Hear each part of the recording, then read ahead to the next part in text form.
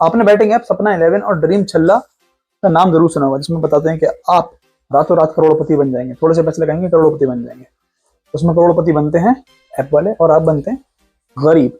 उसमें छोटी मोटी बैट तो आप जीत सकते हैं कि 100 रुपए में 50 रुपए जीत गए तो 150 रुपए बन गए आपके, तो ऐसे जीत सकते हैं आप। लॉन्ग टर्म में हमेशा आप नुकसान में रहेंगे। अगर आपको अपने घर वालों को खाना खिलाते रहना है, मतलब बर्बाद नहीं होना है, तो आप आगे देखिए कि वो वर्क कैसे करती है।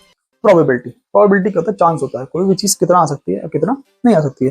जैसे मान लीजिए इंडिया और ऑस्ट्रेलिया का मैच है, इंडिया और ऑस्ट्रेलिया का मैच है, तो इंडिया के जीतने के चांसेस हैं 40% और ऑस्ट्रेलिया जीतने के चांसेस हैं 60%। तो फेयर ऑड नाम की एक चीज होती है जिसमें ऐप में यूज करी जाती है, वो है कि फेयर ऑड क्या होती है? 1 अपॉन प्रोबेबिलिटी। फेयर ऑड्स मान लीजिए उन्होंने बना रखा है इंडिया का 2.5। इसका मतलब ये होता है कि अगर इंडिया जीतेगी तो हमें उससे 100 रुपए वाले को 250 रुपए प्राप्त होंगे, मतलब 100 रुपए लगा के 250 रुपए मिलेंगे उसे, मतलब 150 रुपए का प्रॉफिट होगा उसे। तो इसे कहते हैं फेयर ऑड्स। ये 2.5 दिखाते हैं और ये 1.67 दिखाते हैं। दिखाते ये हैं, बट एक्चुअल में जो ये वापस करते हैं 2.3 और 1.55।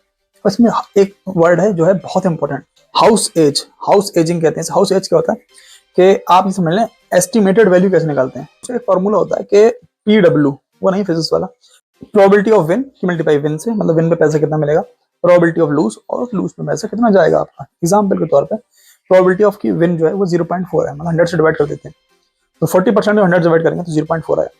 और विन जब आपको होगा तो ये कितना दे रहे हैं आपको, देखो 2.3 दे रहे हैं, मतलब आपका 100 रुपए पे 230 रुपए दे रहे हैं, तो 130 रुपए प्रॉफिट हो रहा है। एक्चुअल बता रहे थे 2.5, तो वो नहीं हो रहा है, वो इसमें कॉस्ट कटिंग यहीं पे कर लेते हैं, तो वो 130 रुपी। ठीक है, अब आया 0.6। अगर आप हारोगे तो आपका कितना पैसा चला जाएगा? सारा ही चला जाएगा ना, 100 रुपए चले जाएंगे, सारे चले जाएंगे। तो इसकी मल्टीप्लाई करिए, आया 52 रुपीज आए, और इसकी मल्टीप्लाई जब करी हमने इन दोनों की तो आया 60 रुपीज।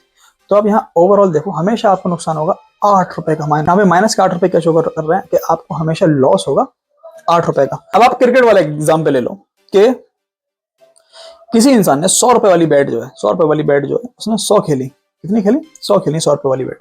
तो विन है उसकी 0.4 और लूज है 0.6। तो विन में उसे कितने पैसे मिल जाएंगे? क्योंकि 100 बैट है तो उसने खेली कितनी होंगी? 40 विन हुए होंगे उसके। तो 40 विन की मल्टीप्लाई 130 से प्रॉफिट हो रहा है, 130 का प्रॉफिट तो कितना हो गया? 5200 रुपए मिले उसे प्रॉफिट के तौर पे। अब वो 60 हारा भी तो है, 60 बैट्स हारा है, 100 रुपए के हिसाब से कितने हुए? 6000 रुपए। अगर यहाँ पे आप डिफरेंस लो कितना हो गया? 800 रुपए का।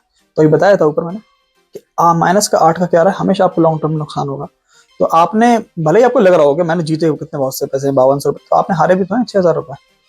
तो लॉन्ग टर्म में हमेशा आपको नुकसान होगा। कभी आप ये ध्यान रखें कंपनी वाला कभी लॉस में नहीं जाएगा, वो हमेशा प्रॉफिट में जाएगा।